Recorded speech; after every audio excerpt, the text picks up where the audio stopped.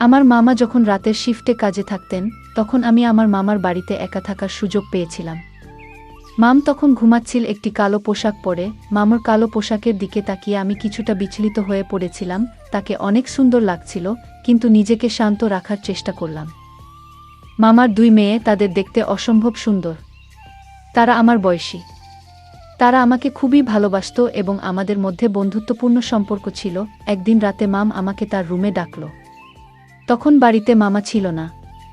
আমি মামুর রুমে গিয়ে দেখি মাম আর তার দুই মেয়ে সে জেন গুজে আমার জন্য অপেক্ষা করছিল।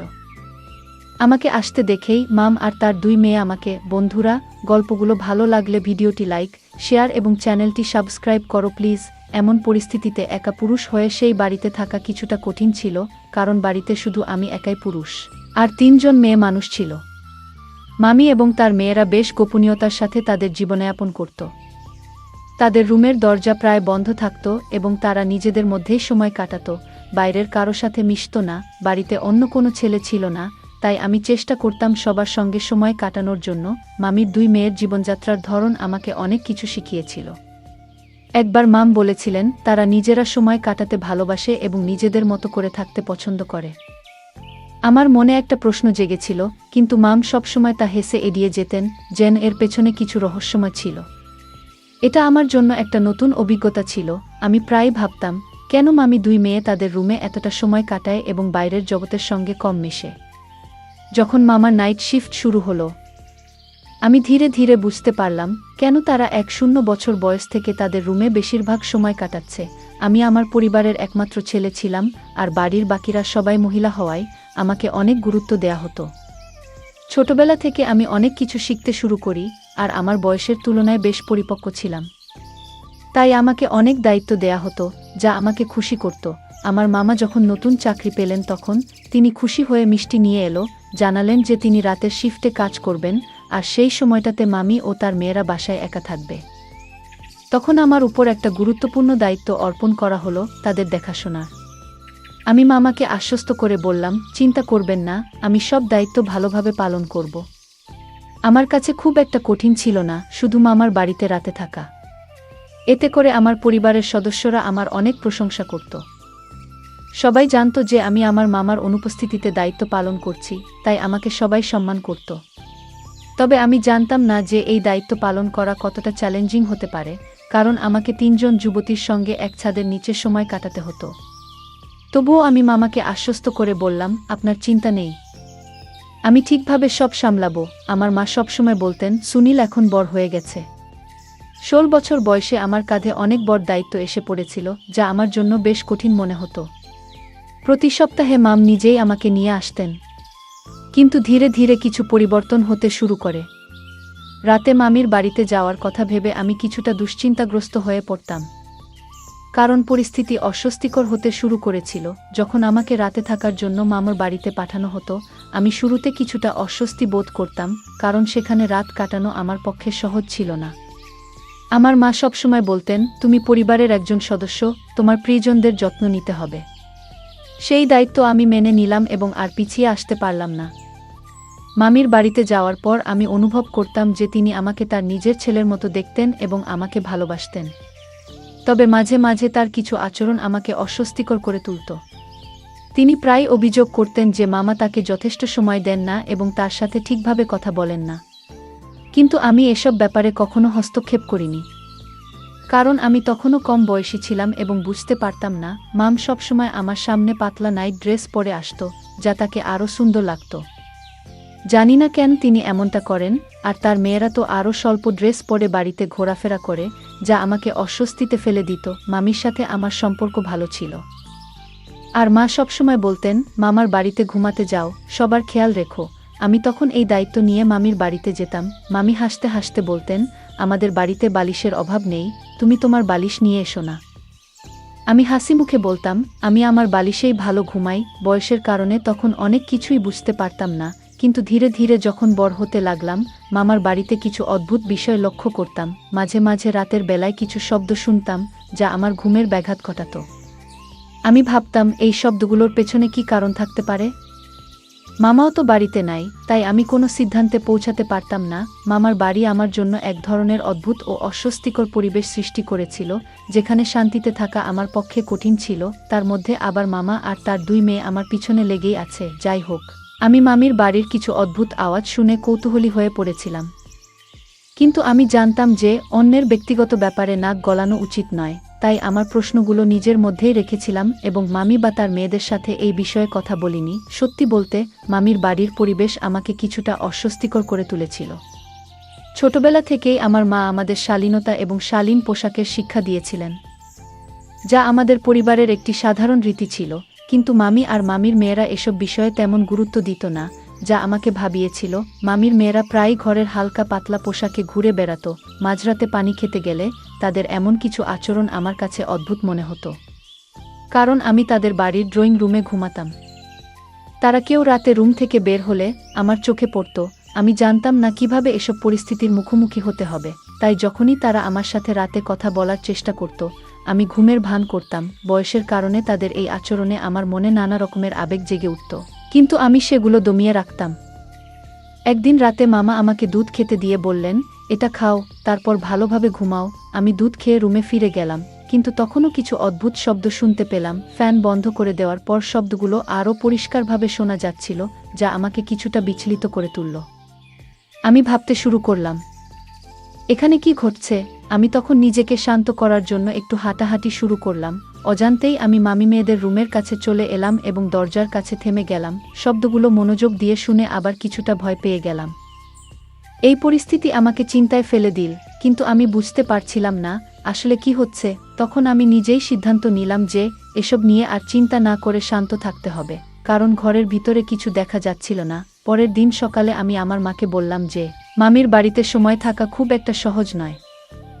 আমি মনে মনে ঠিক করেছিলাম, এরপর থেকে মামার বাড়িতে ঘুমাতে গেলে সবকিছু ঠিকঠাক থাকবে, পরিবারের সবাই শান্তিতে থাকবে এবং আমি নিজেও যেন স্বস্তিতে থাকতে পারি। হয়তোবা রাতে আমরা সবাই নিজেদের কাজ নিয়ে ব্যস্ত ছিলাম। যখন ঘুমানোর সময় এলো, তখন আমি মামার ঘরের দরজার কাছে গিয়ে দেখলাম তার বড় মেয়ে রুমি আমাকে সোফায় বসে থাকা দেখে কিছুটা চমকে গেল। সে আমাকে দেখে জিজ্ঞেস করল, তুমি এখনো জেগে আছো কেন? আমি বললাম, ঘুম আসছে না। আর তুমি কেন জেগে আছো? রুমি একটু থেমে বলল, আমি শুধু পানি খেতে এসেছি। তার কথায় কিছুটা অস্বস্তি টের পেলাম, কারণ রুমির মুখের ভাবটা যেন একদম আলাদা। আমি ভাবতে লাগলাম, সত্যিই কি সে শুধু পানি খেতে এসেছিল, নাকি আরও কিছু? আমি রুমে একটি জগ এবং গ্লাস নিয়ে গেলাম, কিন্তু রুমিকে রান্নাঘরে কিছুক্ষণ কাটাতে দেখে আমার কৌতূহল আরও বেড়ে গেল। রুমি রান্নাঘর থেকে একটি ছোট জিনিস হাতে নিয়ে বেরিয়ে এলো এবং যখন দেখল আমি তার দিকে তাকিয়ে আছি, তখন সে কিছুটা অস্বস্তি বোধ করল। তার এই আচরণে আমার মনে প্রশ্ন জাগল, সে কি লুকাতে চাইছে? রুমির মুখের ভাবটা যেন বলছিল সে কিছু লুকাতে চাইছে। সে ক্লান্ত মনে হচ্ছিল এবং তার হাঁটাচলায় এক ধরনের অন্যমনস্ক ভাব ছিল। আমি ভাবতে লাগলাম, রান্নাঘরে সে কি এমন কিছু পেয়েছিল যা তাকে এত অস্বস্তিতে ফেল? তার এই অস্বাভাবিক আচরণ আমাকে ভাবিয়ে তুল। রাতে এসব ভেবে আমি ঠিকমতো ঘুমাতেও পারলাম না। আর ভোরবেলা মা আমাকে জিজ্ঞেস করলেন, তুমি কেন এত অস্থির লাগছো? মাকে বললাম, মামার বাসায় রাতে ঠিকমতো ঘুমাতে পারিনি। মা বললেন, মামার বাসায় তো আমাদের নিজের মতোই, কেন তুমি সেখানে অস্বস্তি বোধ করছো? আমি মাকে আর কিছু বলতে চাইলাম না, কারণ জানতাম এতে কোনো লাভ নেই। সামনে 6 দিন সময় আছে, আমাকে যেভাবেই হোক সেখানে গিয়ে থাকতে হবে। রাতে আমি আবার খেয়াল করলাম, ফ্যান বন্ধ করলেই আশেপাশে কিছু অদ্ভুত আওয়াজ শোনা যায়। আগের মতো সেই কণ্ঠগুলো আমার ঘুমের ব্যাঘাত ঘটাচ্ছিল। আর আমি ভাবছিলাম, আসলেই কি হচ্ছে? ফ্যান বন্ধ করে দিয়ে চেষ্টা করলাম, হয়তো এবার আমি ঠিকমতো আওয়াজের উৎস বুঝতে পারবো। রাতের অদ্ভুত আওয়াজগুলো আমাকে বেশ ভাবিয়ে তুলেছিল। কি হতে পারে এসবের পেছনে? আমি যখন আমার মামার বাড়িতে গিয়েছিলাম, তখন এক অদ্ভুত পরিবেশ টের পেয়েছিলাম। কম্বল মুড়িয়ে শুয়ে থাকার সময় খেয়াল করলাম, রুমি চুপচাপ ঘরের বাইরে উকি দিয়ে দেখল আমি ঘুমিয়ে আছি কিনা। কিছু না বুঝেই সে সিঁড়ি বেয়ে ছাদে উঠল। তার এই আচরণ আমাকে কৌতূহলী করল। তার ছাদে যাওয়ার পেছনে কি কোনো বিশেষ উদ্দেশ্য ছিল, নাকি আমাকে কিছু বুঝাতে চাচ্ছিল? আমি জানতাম, মামির মেয়েরা যদি কিছু ভুল করে, এর দায়ভার আমার উপর পড়বে। তাই ঠিক করলাম, আমি সতর্ক থাকব। মামা আমাকে দায়িত্ব দিয়ে গেছেন, তাই এটা পালন করাও আমার কর্তব্য। পরের রাতে যখন রুমি আবার ছাদে গেল, আমি তার পিছু নিলাম। বারান্দায় গিয়ে যা দেখলাম তা দেখে আমি চমকে উঠলাম। রুমি কিছু একটা করছিল, যেটা আমার নজর এড়িয়ে যাচ্ছিল না। আমি তার সামনে দাঁড়াতেই সে ভয় পেয়ে গেল এবং ছাদ থেকে তাড়াতাড়ি নেমে এলো। আমি তাকে প্রশ্ন করলাম, তুমি এখানে কি করছো? রুমি ভয়ে ভয়ে বলল, তুমি কি আমার কাজ নিয়ে প্রশ্ন করার? যা করছো সেটা করো। তার আচরণে আমি হতবাক হয়ে গেলাম। তখনই সে হঠাৎ আমার পায়ের কাছে পড়ে গেল এবং অনুরোধ করল, পাপাকে কিছু বলো না, তুমি কিছু জানো না। তার এই কথা শুনে আমি থমকে গেলাম। কি এমন হতে পারে যা সে এত লুকাতে চাচ্ছে? রুমির কথায় আমার কৌতূহল আরও বেড়ে গেল। এটা কি সত্যিই মামির সাথে কোনো সম্পর্কিত ব্যাপার, নাকি কিছু অন্যরকম? তার এভাবে অনুরোধ করাটা আমাকে আরও চিন্তায় ফেল, কিন্তু আমি কিছু না বলেই চুপ করে থাকলাম। বুঝলাম এই রহস্যের পেছনে আরও কিছু আছে যা আমি জানতে চাই। আমি নিজেকে খুব অস্থির অনুভব করছিলাম।